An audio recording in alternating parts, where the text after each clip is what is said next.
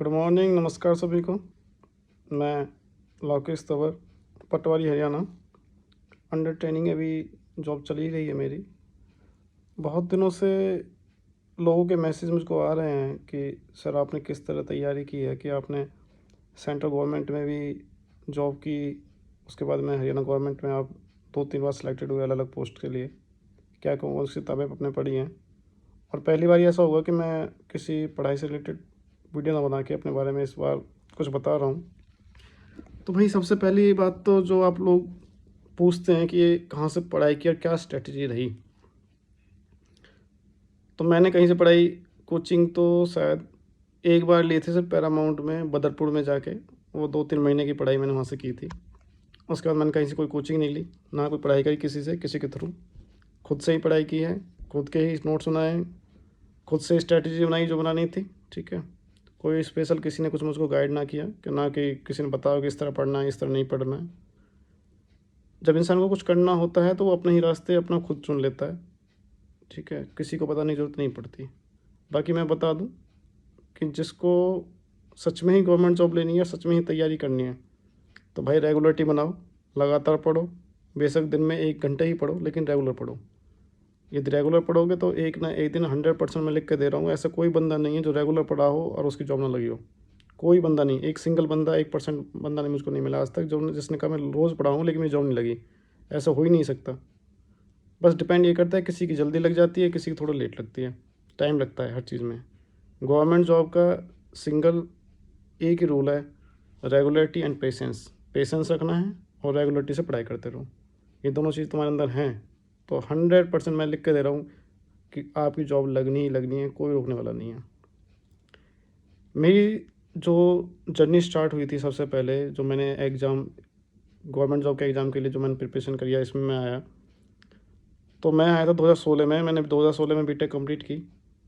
उसके बाद मैं तैयारी करने के लिए दिल्ली गया कुछ दिन के लिए, बदरपुर, मतलब घर से अप डाउन किया, बदरपुर जाता था मैं तैयारी करने के लिए। वहाँ भी कुछ स्पेशल खास किसी ने कुछ पढ़ाया नहीं, ना कुछ पढ़ाते वो लोग हैं। ये जो इंस्टीट्यूट जो चले हुए हैं, जो जितने भी ये कोचिंग सेंटर खोले हुए हैं, सिर्फ आपको थोड़ा बहुत गाइड करेंगे। जिनको लोगों को ऐसा लगता है कि हम दिल्ली पढ़ने जा रहे हैं, दिल्ली पढ़ के अच्छी तैयारी हो जाएगी, कुछ हो जाएगा, कुछ खास नहीं होने वाला। ये मैं लिख के दे रहा हूँ, कुछ खास नहीं होता। किताबें वही बेसिक किताबें हैं, वही बेसिक चीज़ें पढ़नी होती हैं। उनको तुम यूट्यूब पे देख के भी पढ़ सकते हो, यूट्यूब पे देख के उनको बता भी सकते हो कौन सी किताबें पढ़नी है। पढ़नी है आपको खुद को पढ़ेंगी रेगुलरिटी से। जब आप रेगुलरिटी से पढ़ोगे तो आपको यूट्यूब वीडियो पे आप सर्च भी करोगे किस कौन सी वीडियो में देखनी है, क्या हमें पढ़ना है। आप जब बेकार में टाइम वेस्ट करना, यहाँ से पढ़ने दिल्ली जा रहे हो, फिर दिल्ली से वापस आ रहे हो, 2-3 घंटे जाने में लगा रहे हो, 1-2 घंटे वापस आने में लगा, 5-6 घंटे, तब ऐसे ही वेस्ट कर रहे हो। 5-6 घंटे आप यदि घर पे पढ़ाई कर लो ना, तो जॉब तो ऐसी लग जाएगी, कोई रोकने वाला नहीं है। तो बेकार में ये भाग दौड़ करना बंद करो। ठीक है, और जो लोग दिल्ली में रह रहे हैं, दिल्ली पढ़ रहे हैं, अपने अपना तरीका है भाई पढ़ने का, कोई कैसे पढ़ता है, कोई कैसे पढ़ता है। हमारे पास इतने पैसे थे नहीं जब हम दिल्ली जाते वहाँ रह के पढ़ते या कुछ करते। अपने तो खुद ने तैयारी की, खुद पढ़ाई करी है। तो 2016 में जब मैं बीटेक कंप्लीट करके आया तो मैंने कुछ दिन के लिए दिल्ली गया। वहाँ देखा तो वहाँ वही जो बेसिक किताब मुझे पता थी, मेरा जो सर्कल रहा वो सच में सही रहा पहले से ही। कुछ जो मेरे फ्रेंड सर्कल था उसमें कुछ लोग पहले गवर्नमेंट जॉब लग चुके थे, तो उनको देख के मैंने पता चल गया था मुझे क्या क्या चीज़ें पढ़नी है, कौन कौन सी किताबें होती हैं जो मैं पढ़नी ज़रूरी हैं। तो बेसिक वो मैथ, जीएस, इंग्लिश, रीजनिंग, वो चीज़ें पढ़नी होती हैं। रीजनिंग तो ज़्यादातर हर बंदा कर ही लेता है, उसमें 2-4 टॉपिक जो हैं उनमें ही दिक्कत आती है, बाकी तो सारे बच्चे कर ही लेते हैं सब चीज़ को। जिनमें दिक्कत आ रही है उनको अब बहुत सारे यूट्यूब चैनल बहुत सारे खुले हुए हैं, किसी भी देख के आप तैयारी कर लो, कोई प्रॉब्लम नहीं होती। बाकी प्रैक्टिस करो, जितनी रीजनिंग हो सकती है प्रैक्टिस करोगे अच्छा हो जाएगा। जीएस के लिए मैंने जो पढ़ाई की, जीएस के शुरुआत के जो नोट्स पढ़े थे मैंने, वो पैरामाउंट्स कोचिंग के एक नोट्स आते थे, काफ़ी उसमें मतलब हैंड रिटन नोट थे, वो पढ़े मैंने। लूसेंट की किताब थी जो ऑप्शन टाइप होती है, वो पढ़ी। और लूसेंट की जो डिस्क्रिप्टिव जो पूरी छोटी किताब आती है वो सारी पढ़ी उसके। और किताब पढ़ने के साथ साथ मैंने क्या किया कि मैं उसमें निशान लगाता था जो मुझको एक बार में समझ में नहीं आ रहा। कुछ चीज़ें ऐसी होती हैं जो बंदा एक बार पढ़ता है एक लाइन में ही याद हो जाती हैं, और कुछ चीज़ ऐसी होती हैं जिनको वो बार बार पढ़ेगा फिर भी भूलता है। तो वो पता होता है, हर बंदे को पता होता है, हर बंदे को कुछ चीज़ जल्दी याद होती है, कुछ चीज़ लेट याद होती है। तो जो चीज़ जल्दी याद हो जाती है, याद हो गई है, उसको आप स्किप कर लो, एक बार पढ़ के निकल जाओ। जो लगती है आपको ये इसको मैं भूल सकता हूँ, उस पर निशान लगा लो। ठीक है। तो जब निशान लगा लोगे, अगली बार जब पढ़ोगे तब उसको पढ़ने में आसानी हो जाएगी, जल्दी रिवाइज हो जाएगी। या फिर अपने नोट्स बना सकते हो, नोट्स बनाने में थोड़ा टाइम लगेगा, बस इतना फ़र्क है। मैथ्स के लिए मैंने सबसे पहले एस भारती एक सर हैं, उनकी किताब, उनके नोट्स हैं, उनको नोट्स को पढ़ा पहले मैंने।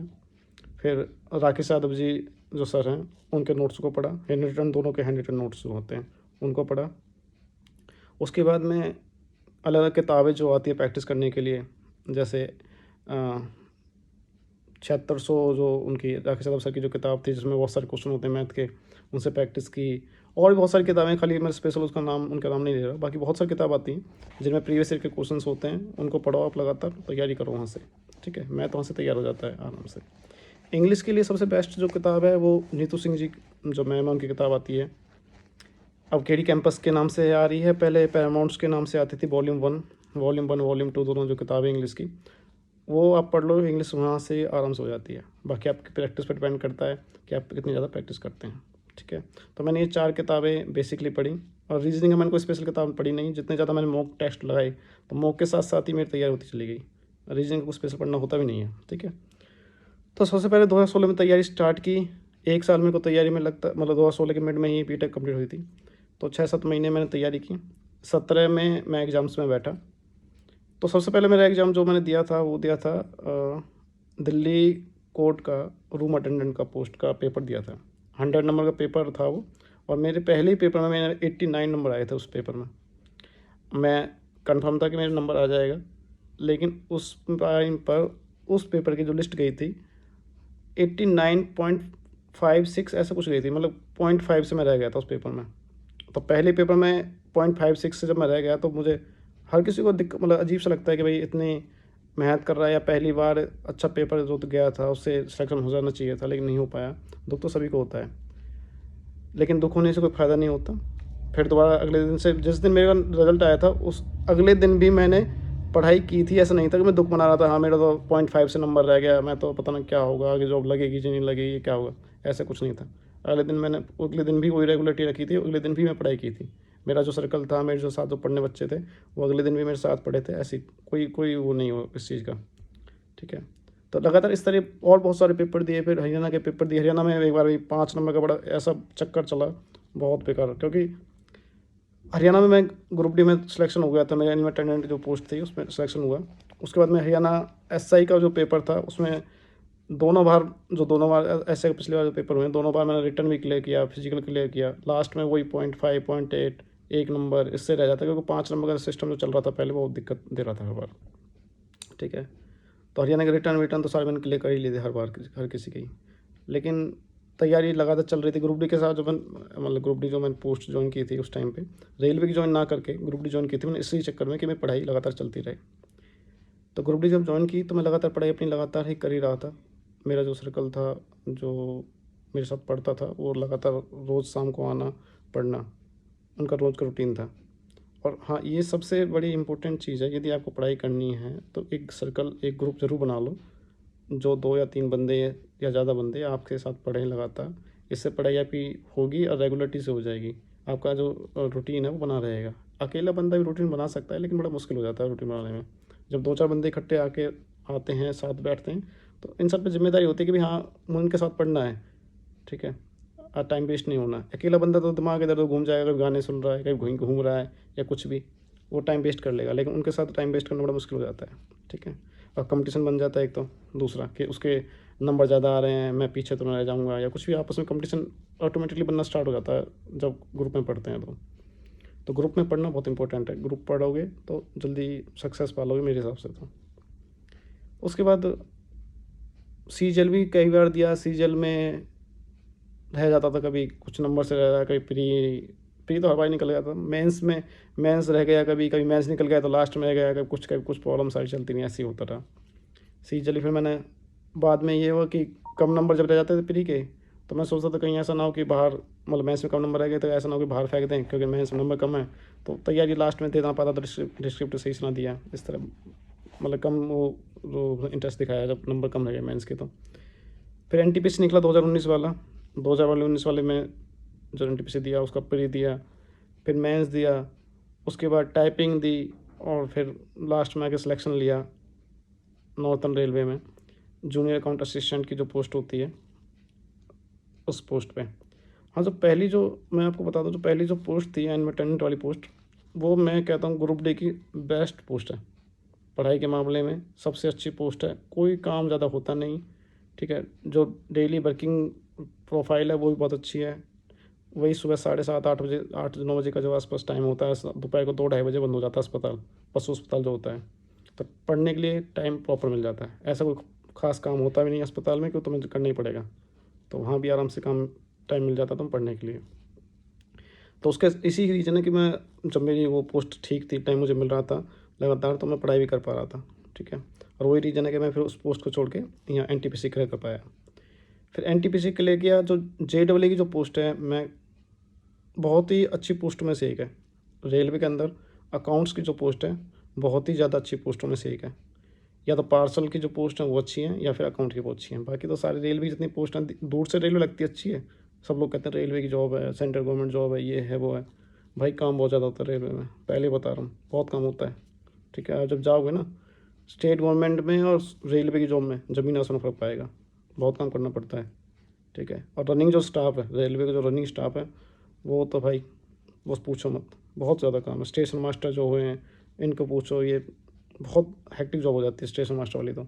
और भी जो पोस्ट हैं, लोको पायलट की पोस्ट हुई, मैं आपको कभी मेरे को टाइम मिलेगा तो मैं सबको, स्टेशन मास्टर भी, लोको पायलट भी, टीएसडी भी, जितने भी है ना, सबका एक एक बार कुछ 10-10, 15 मिनट का इंटरव्यू लेकर बताऊँगा। आप बताएंगे, जो वो खुद बता देंगे जॉब प्रोफाइल किस तरह चलती है, ठीक है। बहुत ही मतलब हेक्टिक जॉब हो जाती है, बहुत ज़्यादा काम हो जाता है, ठीक है। तो अकाउंट्स की पोस्ट बहुत अच्छी पोस्ट थी, ठीक है। लेकिन मेरा उसे छोड़ने का सिर्फ एक ही रीज़न था, एक तो कि मैं पलवल डिस्ट्रिक्ट में हूँ, पलवल में रहता हूँ, जॉब मेरी दिल्ली थी, और अकाउंट की पोस्ट हमेशा ही हेडक्वार्टर पे रहेगी, जो डिवीज़न है उसमें रहेगी या हेडक्वार्टर में रहेगी। अब मेरा रोज़ का अप डाउन 2-2.5 घंटे का रोज़ आना जाना, 5-6 घंटे मेरे रोज़ाना ख़राब हो रहे थे, ठीक है।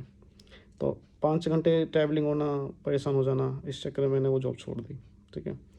और फिर ये जो हरियाणा का सीईटी निकला, सीईटी मैंने पहले क्लियर कर लिया था। क्लियर क्या कर लिया था, पहले इन लोगों ने बताया नहीं कभी कि 4 गुना लेंगे, पहले तो ये था क्वालिफाई होगा, ठीक है। फिर उन्होंने कहा कि 4 गुना लेंगे, तो 4 गुना नंबर आया। तो ऐसा पता होता कि ये 4 गुना लेंगे तो क्या पता हो, अच्छा तैयारी करते प्री के लिए। लेकिन हम तो ये सोच चक्कर में थे कि क्वालिफाई हो जाएगा, क्या चक्कर है, कुछ ही तो नंबर लेने हैं। तो इससे प्री में कम नंबर आए, तो इसलिए जो कुछ जिन पोस्टों में मैं जाना चाहता था, जो मुझको 1-2 पोस्ट और अच्छी लगती थी, इससे भी अच्छी जो पोस्ट लगती थी मेरे को, उन पे मैं ना हो पाया उन पे। और लेकिन पटवारी जो पोस्ट थी ये भी मेरी थर्ड थर्ड चॉइस थी। पहली तो और चॉइस थी, तीसरी चॉइस मेरी यही थी। मैंने कोई ज़्यादा चॉइस दी नहीं, क्योंकि मुझे और पोस्टों में इतना इंटरेस्ट लगा भी नहीं। तो फिर ये मेंस हुआ, जब इसका सीईटी मेंस हुआ, ये क्लियर हुआ, और पटवारी में मैं सिलेक्शन हुआ। और मेरे शायद नंबर भी अच्छे खासे रहे पूरे डिस्ट्रिक्ट में, अपनी कैटेगरी में शायद फर्स्ट रैंक होगी मेरी, जो पूरे डिस्ट्रिक्ट में शायद पहली या दूसरी रैंक होगी। तो इतनी लंबी जो जर्नी, इतने सारे जो टेस्ट मैंने क्लियर करे, इतना सारा जो कुछ ये लाइफ में चला, उसका सिर्फ मैं एक ही मूल मंत्र है, एक ही रीज़न है, वो मैं सबको बता दूं कि वो है रेगुलरिटी। भाई रेगुलरिटी, रेगुलरिटी, रेगुलरिटी, ठीक है। डिस्टर्बेंस बहुत सारे आएंगी लाइफ में, सबकी लाइफ में आती हैं, मेरी लाइफ में बहुत सारी थी, ठीक है। कोई ऐसा बंदा नहीं जिसमें दिमाग ज़्यादा तेज़ है, बहुत ज़्यादा सुपीरियर है, ऐसा कुछ नहीं होता। जिस बंदे को लगता है कि मुझे कुछ करना है ना, वो कर जाता है, उसको कोई रोकने वाला नहीं है। और जिसको मज़े लेने लाइफ में, अभी मज़े तो भाई मेहनत तो एक बार करनी पड़ेगी, अभी कर लो या बाद में कर लो। अब कर लोगे तो कुछ अच्छा बाद में पूरी लाइफ अच्छे से निकाल दोगे। अब नहीं करोगे तो 10-5 साल बाद तुम्हें फिर कहीं मजदूरी करोगे, किसी कंपनी में, प्राइवेट कंपनी में भागोगे, लगातार इधर उधर भागोगे। होना ही है, ये सब चीज़ मेहनत तो करनी है। ज़िंदगी में ऐसा कोई किसी की लाइफ नहीं जिसे जो बिना मेहनत करे बहुत अच्छा कुछ कर जाए, ठीक है। भाई बाप दादा की बहुत ज़्यादा प्रॉपर्टी है, कोई तगड़ा बिजनेस चल रहा है, उसकी बात अलग है, ठीक है। बाकी जो एक लोअर क्लास फैमिली है, उसे तो मेहनत करनी ही पड़ेगी, ठीक है। उसे आगे निकलना है तो मेहनत करनी पड़ेगी भाई, आगे जब ही निकला जाएगा, ठीक है।